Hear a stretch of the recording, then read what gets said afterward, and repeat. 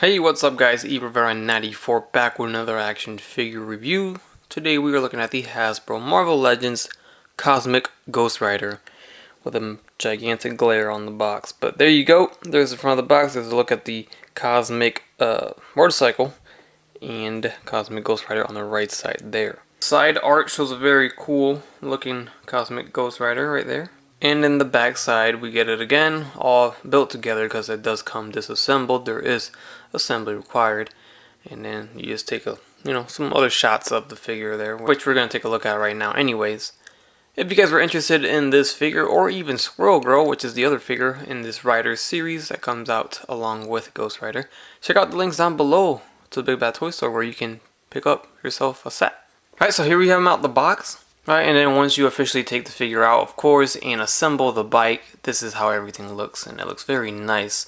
The figure itself, right off the bat, looks very nice. The all-new sculpt, of course, they haven't used this one before. I'm interested to see if they're even going to reuse this sculpt for another bike, because they have reused some of the other bikes in the scooter that is getting reused for the Squirrel Girl as well. But as for this Frank Castle version of Ghost Rider, this is the main attraction of the set, of course, and it looks very nice, I must say.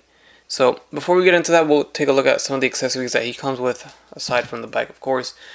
We get the flamed chain here, of course, for Ghost Rider. And then we have a little fireball effects, which are meant to go on his handguns. Overall, the effect looks nice. Let me get closer for you guys.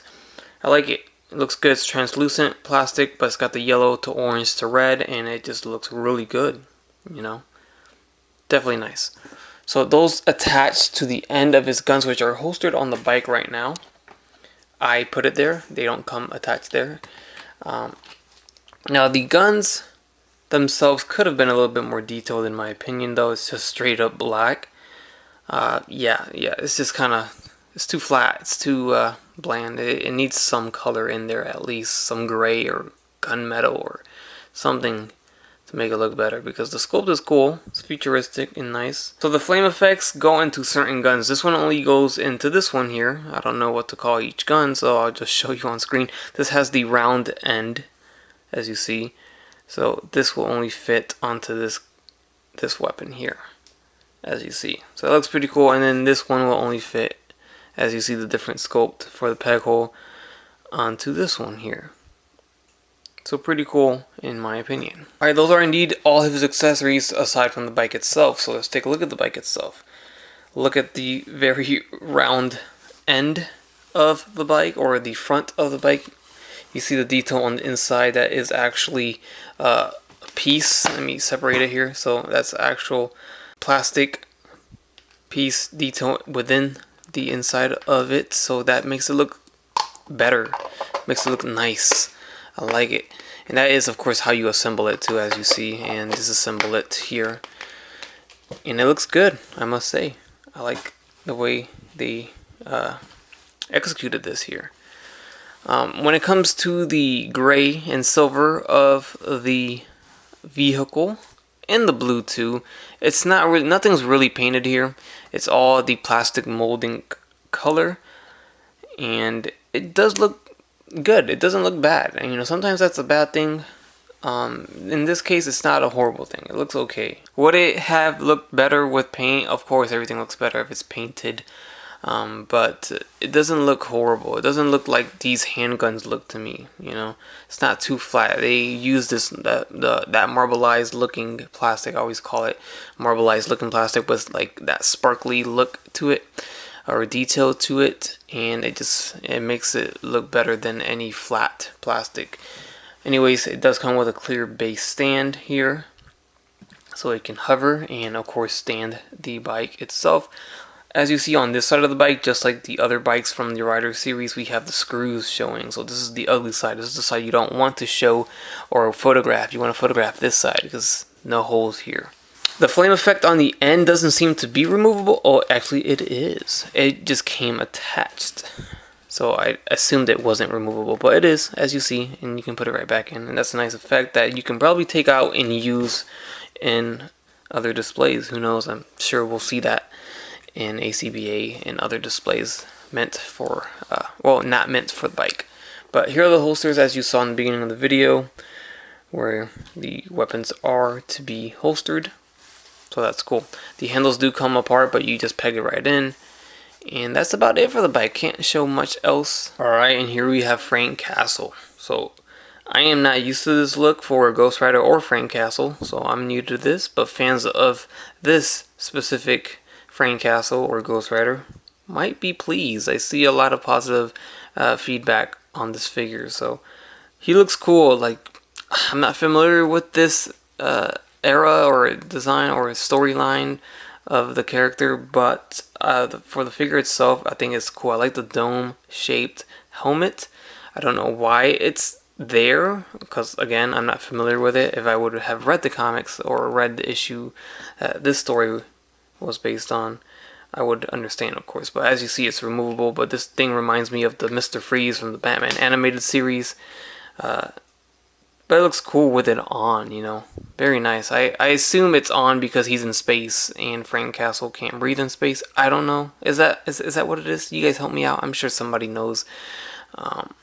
But the overall figure, we got this shiny plastic mold, blue painted on the wrists.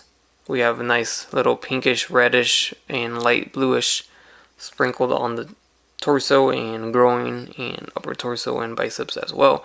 The little eyes, you can see the skull there for Punisher. Got the spikes on the shoulders. And I did already remove this, but you can take a look at the skull. The mouth is closed. It's not one of those that you open and close like the previous Ghost Rider figure. But this one does have this little neck flame piece. So that's new. It's not something that was included with the previous Ghost Rider. But I think it looks cool with and without the dome helmet piece. But you see how they made it translucent too? I just think it's a cool, badass looking figure. You know, even though I don't exactly like this design, or this isn't my favorite rendition of Ghost Rider or Frank Castle, it's still a badass looking character or figure itself. So we have the head that can swivel left and right. That's when, of course, obviously, when the helmet dome piece is off, it can look up and down. If we pop this off, if we can, yes, it's just one gigantic peg, ball peg there, and this would slide off too. And that's going to expose that weird neck, so you don't want to take that off. This kind of helps hide that. And then we put this back on because that is the way it's supposed to. But as you see with the ball joint or the ball peg, you can tilt the head, you can rotate it all the way, look up and down just fine. So that's cool, and that is without the dome. Obviously, I just gotta say it. And then you put that back on if you want to move the head. And the arms are gonna go forward about this far until those shoulder spikes get in the way. It is a soft plastic, pliable, but I mean it's not a hinge, so you can risk breaking it or ripping it off if you go too rough. In and out this far on these shoulders, so that's not too bad. And then we have bicep swivels, double jointed elbows, swivel at the wrist with a hinge. Diaphragm joint will go back a lot, so it leaves a gap there. Goes forward a lot, tilts, rotates, and that's it. He doesn't have a waist swivel. Legs are going to kick forward very high, which is crazy. That's one of the highest kicks I've seen on a Marvel Legends, so that's nice. Goes down, in and out. We have a thigh swivel, double jointed knees. We have an ankle that goes forward and back, and then there's a little rocker on the ankle too, and a swivel left and right. And alright, getting him on the bike is not hard at all. It's easy, it's nice. They made it very easy. It's meant for the bike, so it's not a struggle, so it's good. I got the feet, somewhat right now. I don't have it perfect, but you can get the feet touching the feet, whatever you call that, for the foot rest. And then he's holding, of course, the handlebars and all that. The only thing is the handles don't move or turn, or they don't go left or right. They're just fixed in that position. You can only kind of turn anything just on the ball peg that holds the bike, because you don't, I mean, you have to kind of display with this. If you take it out, it's not going to stand up. It's meant to hover.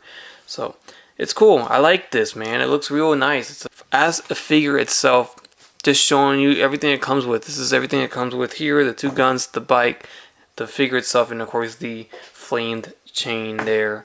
And that's it. I think it's a very nice looking package. It's definitely going to be the one everyone's going to be after, or the one most people are going to enjoy more. You know, some people might enjoy the Squirrel Girl as well too, but Cosmic Ghost Rider seems to be the one everyone is talking about right now. So there he is on the bike. Let's get him next to some other figures to get a height comparison. So I do still have the Riders series Ghost Rider, and this I think was the first wave. It was Ghost Rider and Black Widow, if I'm not mistaken. And there's your comparison between the two Ghost Riders. The vehicle on the Cosmic Ghost Rider is obviously a lot bigger.